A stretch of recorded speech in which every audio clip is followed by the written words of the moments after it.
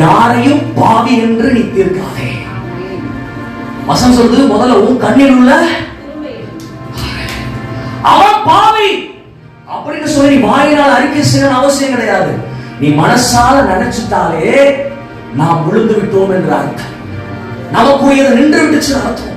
அவன் சொல்றான் பாருங்க, இருதயத்தில் நினைக்கிறான் அவள் என்னவா இருக்கிறாளா?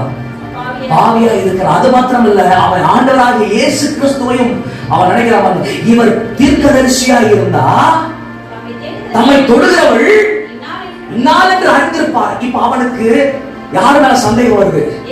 இயேசு மேல சந்தேகம் வருது. இவர் தீர்க்கதரிசிதானோ? இவர் தீர்க்கதரிசிதானோ? சந்தேகம் வந்துருச்சு. சந்தேகம் யார் மேல சந்தேகம்? இயேசு கிறிஸ்து மேல சந்தேகம். சந்தேகத்தோட பந்தியில உட்கார்ந்துட்டு இருக்கிற தேவ சபையே அற்புதம் நடக்காது. இயேசு மேல சந்தேகத்தோடு அவருடைய சமூகத்தில் வந்து அமர்ந்துட்டு இருக்கிறாயே, அற்புதம் நடக்காது. பரிசேயன் சந்தேகத்தோடு அவரோடு கூட அமர்ந்து கொண்டிருக்கிறான். நான் சொல்றேன், சந்தேகத்தோடு சிங்காசனத்தில் அமர்வனை பார்க்கிலும் தேவன் மேல நம்பிக்கையோடு தரையில் அமர்பவன் கர்த்தருக்கு முன்பாக ஆசீர்வதிக்கப்பட்டவன். அல்லேலூயா. பரிசேயன் பாருங்க, அவரோடு கூட இருந்துகிட்டு இதோ தொடுகிறவள் இன்னாள் என்று அறியாதிருக்கிறாரே, இவர் தீர்க்கதரிசியா என்று இருதயத்தில் நினைக்கிறான்.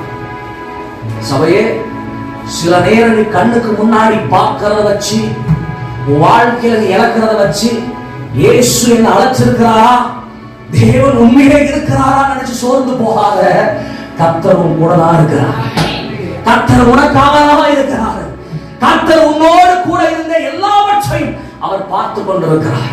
கர்த்தர் நீதிமான்களின் மேல் நோக்கமாய், கர்த்தர் நீதிமான்களின் வழியை அறிந்திருக்கிறார். நீதி உள்ளவர்கள் மேல் கர்த்தருடைய கிருபை உண்டு. அந்த தேவன் நம்மோடு கூட இருக்கிறார். பார்த்து